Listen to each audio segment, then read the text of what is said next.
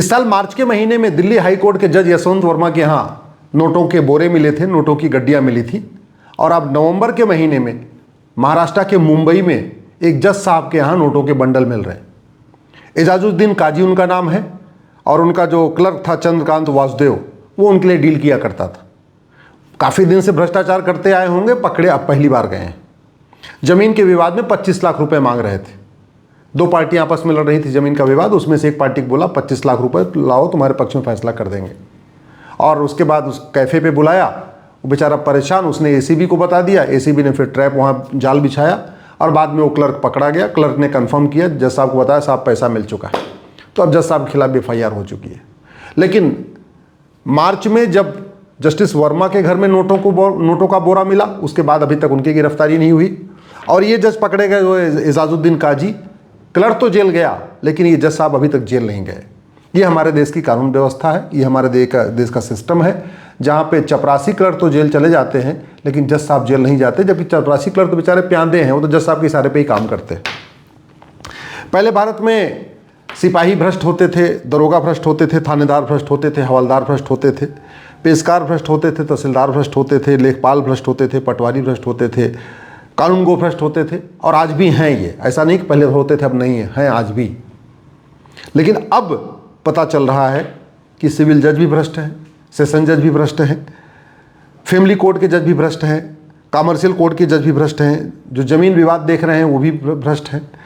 इसके अलावा अब तो ये भी खबर आ रही है कि हत्या के मामले में भी पैसा लेके पक्ष में निर्णय दिया जा रहा है, जमानत दी जा रही है। बलात्कार के केसेस में भी पैसा लेके जमानत दे दी जाती है और सज़ा कम की जाती है। पैसा लेके जो फिरौती अपहरण के केस हैं उसमें भी सज़ा कम कर दी जाती है और जमानत भी दे दी जाती है। ऐसे भी अब खबरें आ रही हैं कि जो घूसखोर कमीशन खोर हैं वो भी मोटा माल कमाते हैं, बाद में जज साहब से लेन देन के कि करोड़ 2 करोड़ उनको भी दे के सज़ा कम करा लेते हैं। ये मैं नहीं कह रहा हूँ, ऐसा अब जुडिशियल फ्रेटर्निटी, एडवोकेट की फ्रेटर्निटी में बातें चल रही हैं। धीरे धीरे सोशल मीडिया में भी आने लग गया है। जौनपुर में ही एक जज पैसा मांग रही थी, पैसा नहीं दिया तो हस्बैंड ने सुसाइड कर लिया और फैमिली कोर्ट के जज को कुछ नहीं हुआ, हस्बैंड सुसाइड कर लिया बेचारा, खूब मीडिया में मामला चला, लेकिन उस जज को आज तक जेल नहीं भेजा गया। देश के अलग अलग राज्यों में अलग अलग स्थानों पे लोग आत्महत्या कर रहे हैं। अभी कुछ दिन पहले ही एक व्यक्ति कोर्ट के चक्कर लगा लगा के परेशान हो गया था और उसने फिर आत्महत्या कर लिया। तो भारत में सड़े हुए न्यायिक सिस्टम के कारण, भ्रष्टाचार के कारण लोग आत्महत्या कर रहे हैं। अब ये बात खुल चुकी है पूरी तरीके से। जितना भ्रष्टाचार थाने में है, जितना भ्रष्टाचार तहसील में है, जितना भ्रष्टाचार डिस्ट्रिक्ट हेडक्वार्टर पे है, उतना ही भ्रष्टाचार कचहरी में भी है, डिस्ट्रिक्ट कोर्ट में भी है। पहले डिस्ट्रिक्ट कोर्ट में भ्रष्टाचार था लेकिन अब पता चला नहीं हाई कोर्ट में भी है। जस्टिस वर्मा पकड़े गए, नोटों का बोरा पकड़ा गया, उससे समझ में आनी नहीं तो हाई कोर्ट में भी होने लग गया। ड्रग स्मगलर भी पैसा दे के अपनी सज़ा कम करवा रहे हैं और जमानत भी ले रहे हैं। ह्यूमन ट्रैफिकिंग वाले भी पैसा दे के अपना सज़ा भी कम करवा रहे हैं और जमानत भी ले रहे हैं। धर्मांतरण के मामले में मैंने खुद ही प्रत्यक्ष रूप से मैंने अनुभव किया। एक प्रयाग के आसपास बहुत बड़ा माफिया है, धर्मांतरण माफिया, उसके खिलाफ जल्दी कोई हाथ नहीं डालता। इसके पहले की सरकारों में कभी हाथ डाला ही नहीं गया। वर्तमान योगी जी की सरकार ने हाथ डाला, उसको डिस्ट्रिक्ट कोर्ट से जमानत मिल गई, फिर उसको गए हाई कोर्ट में, फिर वही हो गया। तो ये जो एक नेक्सस चल रहा है, गौ तस्करों को जमानत मिल रही है, सोना तस्करों को जमानत मिल रही है, मिलावटखोरों को जमानत मिल रही है, कालाबाजारियों को जमानत मिल रही है, घूसखोरों को जमानत मिल रही है, कमीशन खोरों को जमानत मिल रही है।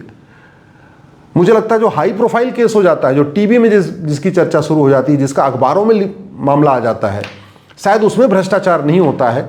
बाकी ज़्यादातर मामलों में ऐसे खबर आ रही है कि अब कहीं न कहीं जुडिशल सिस्टम में उतना ही करप्शन है जितना तहसील में था, जितना थाने में था, जितना जिले में था। और स्वाभाविक सी बात है, जैसे तहसीलदार खुद नहीं लेता, वो अपने पेशकार के माध्यम से लेता है, वैसे डिस्ट्रिक्ट कोर्ट के जज भी खुद नहीं लेते, अपने पेशकार के माध्यम से लेते हैं, अपना पैरों को जो वहाँ पे क्लर्क होता है उसके माध्यम से लेते हैं। और यहाँ पे भी यही पकड़ा गया। भ्रष्टाचार का सबसे बड़ा कारण है उपभोक्तावाद। सबको लग्जरी लाइफ जीना है, सबको अच्छी अच्छी गाड़ी खरीदनी है, सबको महंगे फ्लैट खरीदने हैं, सबको बिजनेस क्लास में ट्रैवल करना है, सबको हाई प्रोफाइल स्कूल में पढ़ाना है, महंगी गाड़ी खरीदनी है, महंगी घड़ी खरीदनी है, महंगे कपड़े खरीदने हैं। और ये जो उपभोक्तावाद आया है, ये Macaulay missionary Montessori education system के कारण आया। ये पूरा का पूरा उपभोक्तावाद, जहाँ पे ये जो जिंदगी में आ गया कि अच्छा कपड़ा महंगा है तो व्यक्ति अच्छा है, भले ही वो व्याभिचारी हो, वो नशेड़ी हो, कैसा भी हो, बलात्कारी हो, कुछ भी हो, कपड़ा अच्छा है, घड़ी अच्छी है, गाड़ी अच्छी है, बढ़िया उसके पीछे ड्राइवर हैं, 2-4 उसके पीछे बाउंसर हैं, हाँ हाँ ये बड़ा अच्छा वीआईपी आदमी है। ये जो उपभोक्तावाद आया है, ये जो मॉडर्न तरीका आया है, इसकी वजह से भ्रष्टाचार बढ़ा है। और दूसरा भ्रष्टाचार बढ़ने का कारण है हमारा कानून महाघटिया है, हमारी न्यायिक व्यवस्था सड़ चुकी है। बड़ा आश्चर्य होता है कि सुप्रीम कोर्ट ने जजमेंट दे दिया कि narco polygraph brain mapping test करना ये आर्टिकल 20 का वायलेशन है, जबकि जब संविधान बन रहा था तो नार्को पॉलीग्राफ ब्रेन मैपिंग नाम का शब्द था ही नहीं। जब संविधान 1948, 49, 50 में बन रहा था ना, तो न नार्को टेस्ट होता था, न पॉलीग्राफ होता था, न ब्रेन मैपिंग होता था, और ये 3 शब्द थे ही नहीं उस समय डिक्शनरी में कहीं पे। इसके बावजूद 2010 में Selvi versus state of Karnataka में जस्टिस बालकृष्णन ने, जो अब तक के सुप्रीम कोर्ट के सबसे भ्रष्ट जज माने गए हैं, उन्होंने ये फैसला दे दिया कि narco polygraph brain mapping test करना ये आर्टिकल 20 का वायलेशन है। मैं फिर से कह रहा हूं, आज भी कह रहा हूं, बार बार कहूंगा, वो फैसला सुप्रीम कोर्ट का केवल और केवल भ्रष्टाचारियों को बचाने के लिए दिया गया था। क्योंकि जस्टिस बालकृष्णन खुद भ्रष्ट थे, इसलिए उन्होंने आने वाले अगली जो भ्रष्टाचारियों की पीढ़ी है, जो नेक्स्ट जनरेशन भ्रष्टाचारी हैं, उनको बचाने के लिए वो फैसला देके चले गए। और उस फैसले को आज तक रिव्यू नहीं किया गया। उस फैसले को पलटने की जरूरत है, या तो सरकार पलटे या सुप्रीम कोर्ट खुद पलटे, कोई बड़ी बेंच बना, क्योंकि 3 जजों का फैसला है तो सुप्रीम कोर्ट को 5 जजों की बेंच बनाना पड़ेगा। तो या तो सुप्रीम कोर्ट पलट दे या तो सरकार उस फैसले को पलटे, यही तरीका है। आज तक सुप्रीम कोर्ट के जजों को पता है कि चीन में फांसी दिया जाता है भ्रष्टाचारियों को, सिंगापुर में फांसी दिया जाता है, ऑस्ट्रेलिया में 20-20 साल की सजा होती है, दुनिया के कई देशों में आजीवन कारावास फांसी की सजा है। कभी भी सुप्रीम कोर्ट के माननीय जजों ने कभी सुप्रीम कोर्ट में सरकार से नहीं कहा, ये बताओ हमारा कानून इतना घटिया क्यों है, दुनिया के कई देशों में फांसी दी जाती है, आप कानून ऐसा क्यों नहीं बनाते। सवाल ये भी है कि भारत में जस्टिस विद इन ईयर पे चर्चा क्यों नहीं हो रही है। भ्रष्टाचार इतना चरम पे है, और भ्रष्टाचार सारा का सारा कैश में होता है। हाईकोर्ट के जज साहब जो पकड़े गए, उनके यहां भी बोरियां भर मिली थी कैश में। अभी जो मुंबई वाले जज साहब पकड़े गए, इनके यहां भी कैश में मिला, 500-500 की नोट मिली। ये 100 रुपए से बड़ी नोट चल किस लिए रही है। भ्रष्टाचार का मूल कारण है बड़ी नोट। और पूरी दुनिया में जिस देश में जितनी बड़ी करेंसी होती है, उस देश में उतना ज्यादा करप्शन होता है। करप्शन का सीधे सीधे कनेक्शन है करेंसी की साइज से। जब तक भारत में 100 रुपए की नोट चल रही थी, मैक्सिमम जब तक 100 रुपए की करेंसी थी, भारत में करप्शन कम था। 100 रुपए की नोट से 500 की नोट बढ़ाए, फिर 1000 की नोट बढ़ाए, फिर 2000 की नोट बढ़ाए। हालांकि चलो 2000 तो बंद हो गया, 1000 भी बंद हो गया, लेकिन 500 भी चल रहा है। जब तक 100 रुपए से बड़ी नोट बंद होगी, कोई भी सरकार हो, कोई प्रधानमंत्री हो, कोई सीजेआई हो, कोई राष्ट्रपति हो, कोई उपराष्ट्रपति हो, भ्रष्टाचार रत्ती भर कम नहीं होगा, हवाला कारोबार रत्ती भर कम नहीं होगा, कालाधन रत्ती भर कम नहीं होगा। तो देश को अगर वास्तव में भ्रष्टाचार मिटाना है, तो आपको 100 रुपए से बड़ी नोट बंद करना ही पड़ेगा।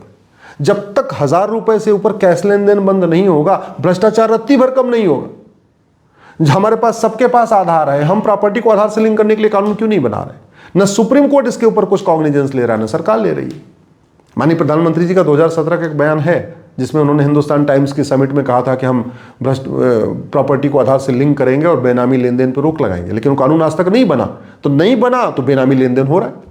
अब जज साहब जो 25 लाख रुपए ले रहे थे, ये अपने नाम से थोड़ी कुछ खरीदते। ये माँ के नाम कुछ खरीदते, कुछ पिता के नाम खरीदते, या बीबी के नाम कुछ खरीदते, या बेटे के नाम कुछ खरीदते, या साले के नाम खरीदते, भतीजे के नाम खरीदे, किसी और के नाम से खरीद के बाद में गिफ्ट करा लेते अपने आप को। ये तरीका है, क्योंकि गिफ्ट कहीं पकड़ा नहीं जाता। भाई कोई भी व्यक्ति किसी को गिफ्ट दे सकता है, बहनोई साले को दे सकता है, साला बहनोई को दे सकता है, साढ़ू साढ़ू को दे सकता है, भाई भाई को दे सकता है, बीबी पति को दे सकती है।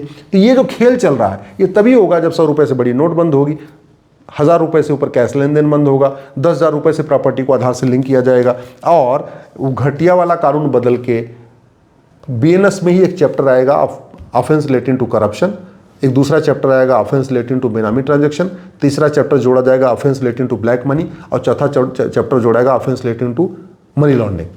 और जिस दिन भारत में ये कानून बन गया कि भ्रष्टाचारियों की 100% प्रॉपर्टी जब्त होगी, भ्रष्टाचारियों की नागरिकता खत्म होगी, भ्रष्टाचारियों का narco polygraph brain mapping test होगा, और भ्रष्टाचारियों को साल भर के अंदर फांसी दी जाएगी। मैं गारंटी के साथ कहता हूँ, न लेखपाल पैसा लेगा, न पटवारी पैसा लेगा, न कानूनगो पैसा लेगा, न थानेदार पैसा लेगा, न हवलदार पैसा लेगा, न सिपाही पैसा लेगा, न दरोगा पैसा लेगा, न जज साहब पैसा लेंगे, न पेशकार पैसा लेगा, कोई पैसा नहीं लेगा।